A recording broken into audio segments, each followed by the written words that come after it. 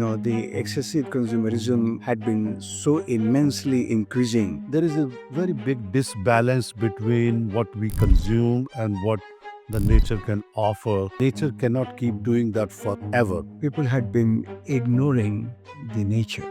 A proper education is required in order to understand the whole gamut of nature.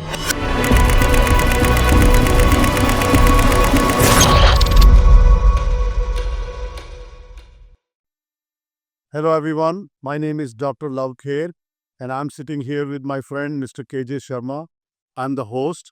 I just want to continue the discussion topic we had started last time, which was human versus nature.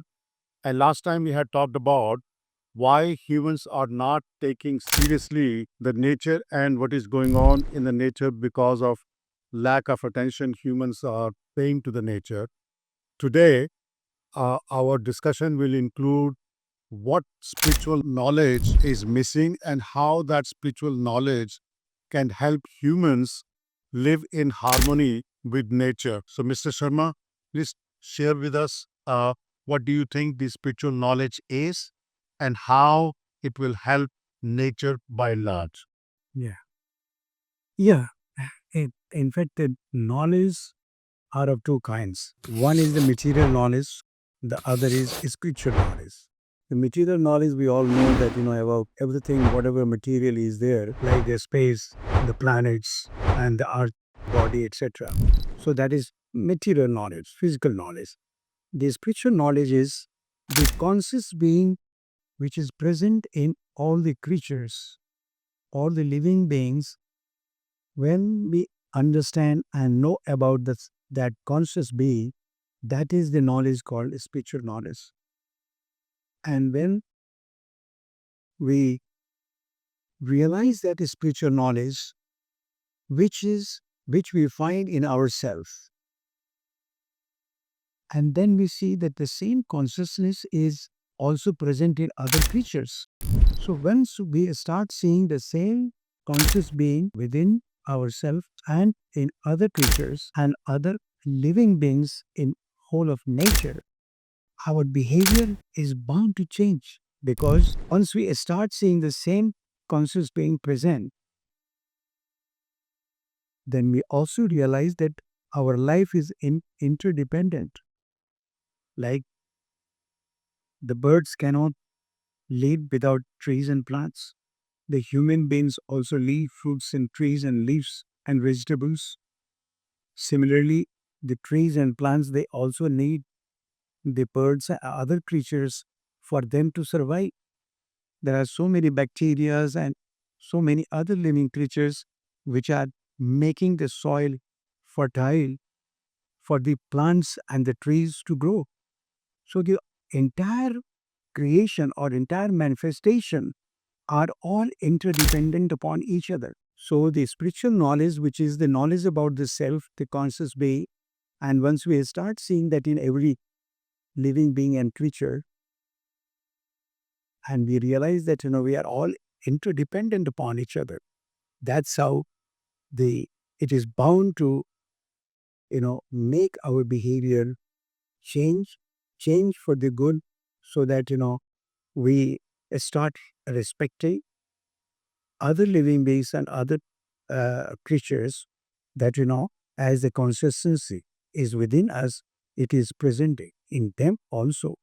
So we must respect them, which will automatically come to us, because once we see that the same consciousness is present there also, if I feel hurt, if I experience cold, they also experience the same. So when our experiences are the same, even the trees and plants, they also feel the same way.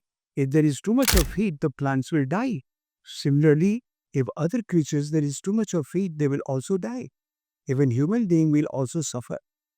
If there is too much of cold, then lot of other plants will not survive. The leaves start falling in harsh winter. Similarly, the human beings also feel very cold, and it becomes difficult for them also. But human beings are better adapted to take care of themselves, their body, in adverse natural conditions. Right.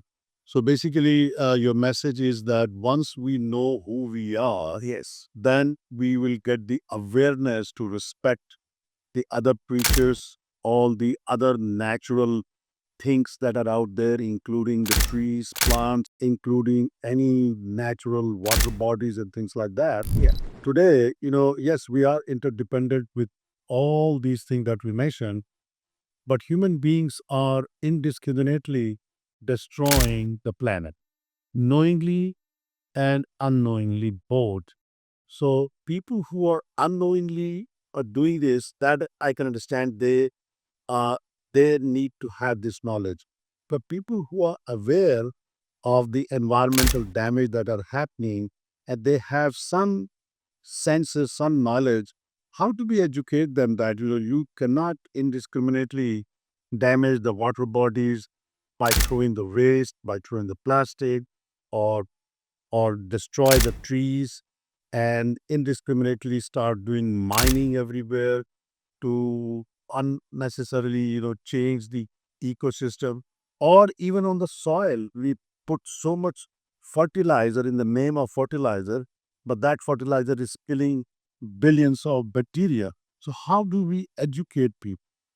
Well, once we start realizing that we are all interdependent, if this concept is always born in the mind, then we will start thinking that, look, I'm depending upon the trees and the plants.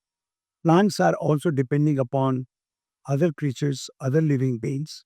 Once this concept, this knowledge percolates within us, then our behavior will change. We will start understanding that if I'm interdependent, how can I damage, excessively consume, and devastate?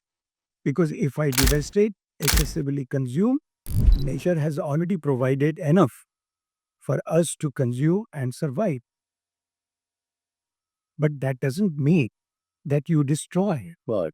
excessively consume, because excessive consumerism will destroy the nature.